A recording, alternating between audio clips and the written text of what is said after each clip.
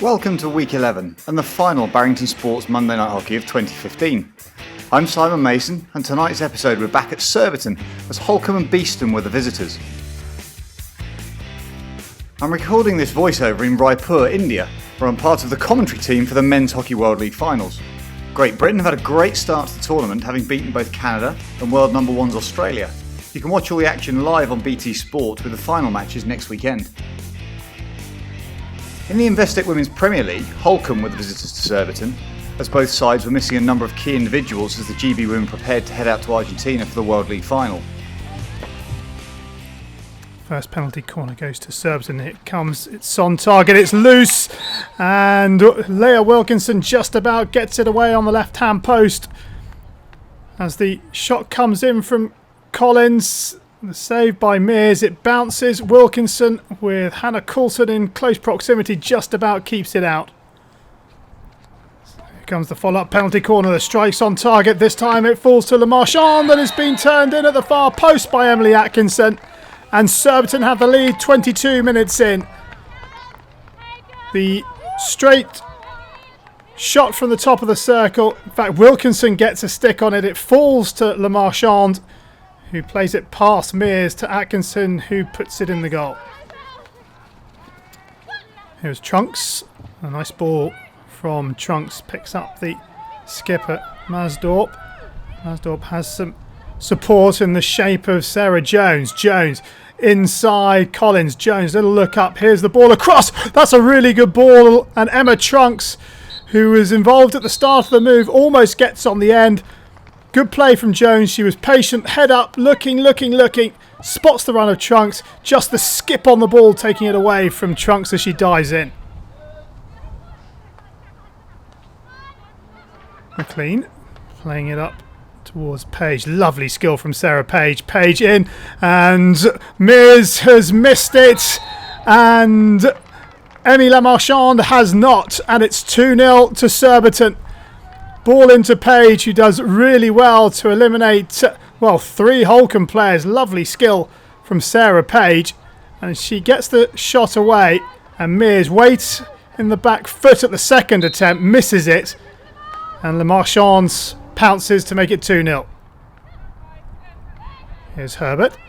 Plays the ball inside, picks out Sandra Roach. Roach down into the corner, and alarm bells ringing here for Holcombe, and this time Mears makes the kick. Oh, the clearance almost falls back to Jenna Wolven.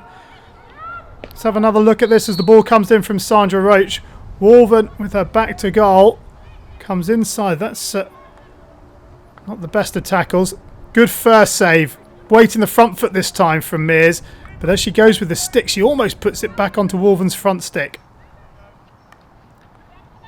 Coulson out to this right-hand side where Atkinson plays it right across the top of the circle. And here's a chance here for Wolven. Wolven's run a little wide, ball back into the centre, and Robinson makes it 3-0. 58 minutes gone. Abby Robinson surely secures the points for Surbiton as the ball comes into the top of the circle. Wolven takes it to the right-hand side to try and eliminate Trunks. She realises she's a little wide, plays it back in to Robinson. Robinson shift to the right and slots it in. So is there to be a consolation for Holcombe? Well, not if they give away a ball there, and Page wants the free hit, and Page takes it quickly. She's got support on this right hand side through Hannah Coulson. Coulson into the circle, she's got support in the centre. Oh, she's mishit it, but it's beaten Mears at her near post, and Hannah Coulson makes it 4-0 to Surbiton. Now, I think Mears was trying to come across to her right to mark the Surbiton players in the middle, but as Coulson gets here, she doesn't get hold of it cleanly, mishits it, and Mears is wrong-footed. Well, 5-0 3 weeks ago, and it's going to be another comfortable victory for Surbiton, who remain unbeaten in the league this year. Surbiton 4, Holcombe 0, the final score. It was a good game. It's obviously always a challenge, kind of getting cold and miserable outside, but it was good to obviously get the win. Both teams kind of coping with the challenge of missing a few of the players. We were reasonably pleased with the kind of control we had in the performance, and always nice to get a few goals as well. obviously we're reasonably used to kind of having people missing games here and there, as a Holcombe, I'm sure. We trust a lot in the girls we have week in, week out playing for the club. We've got a great cult system, and it's always a good opportunity for them to step up and play some kind of top level hockey. And as I say, it's something we're used to dealing with, and that's just part of the sort of league as it is at the moment. Canterbury won away at Leicester thanks to goals from Bolsland, Chamberlain and 2 for Curley. Reading's good recent form continued as they won away at Clifton by 3-1. East Grinstead returned to winning ways against Bowden Hightown with goals from Davis and Chapman. Rebecca Condy scored the only goal as the University of Birmingham overcame Buckingham. All this means that the top 3 in the table remain the same, with East Grinstead climbing into the 4th playoff spot. At the bottom, the only change is Reading pulling themselves further away from relegation trouble. In the Men's Premier League, Surbiton hosted Beeston. Again, Surbiton were missing a number of key individuals, including top scorer Alan Forsyth to international duty. Beeston were able to name Mark Leghorn in the side, fresh from scoring 5 last week. Matches. So, Surbiton into the attack, and Daly lays it off. And here's a chance into the circle. The half shot, lovely little getaway, but Beckett is there to score.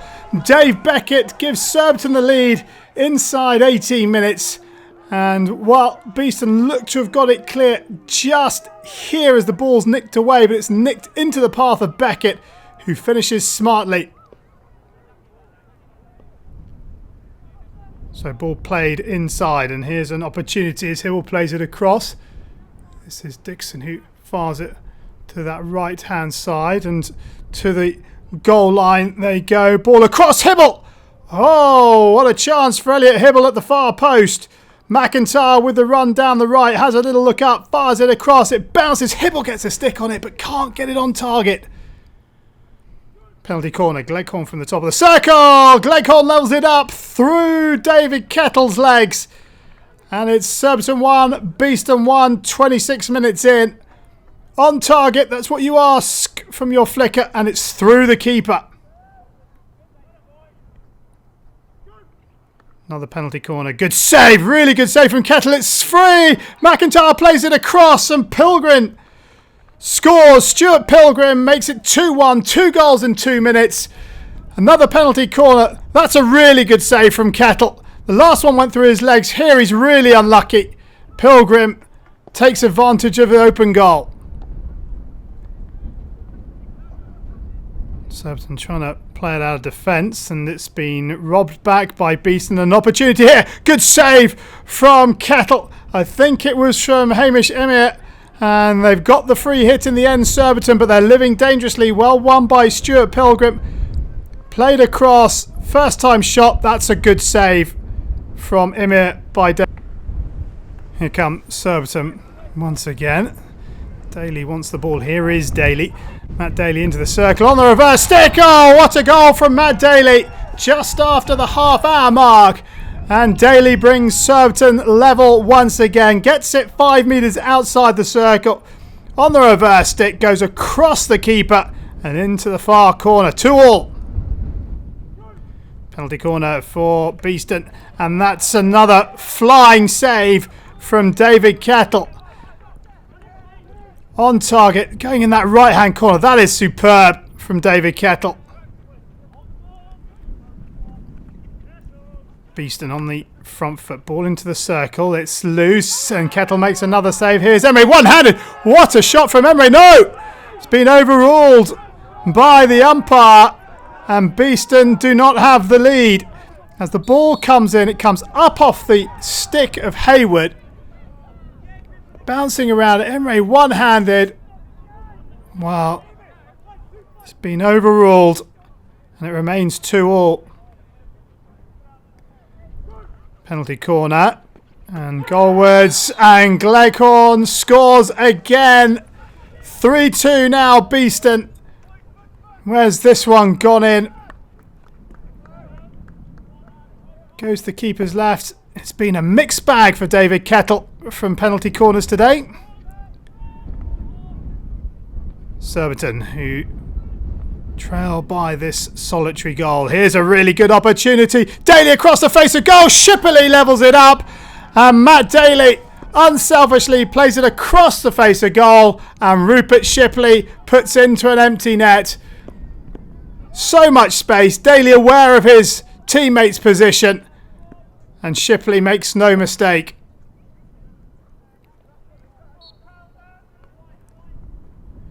Chance hit for Matt Daly from the top of the circle, through the postman, and they're back in front.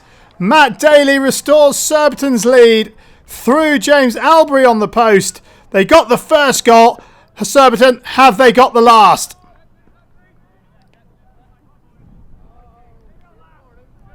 Surbiton on the front foot once again.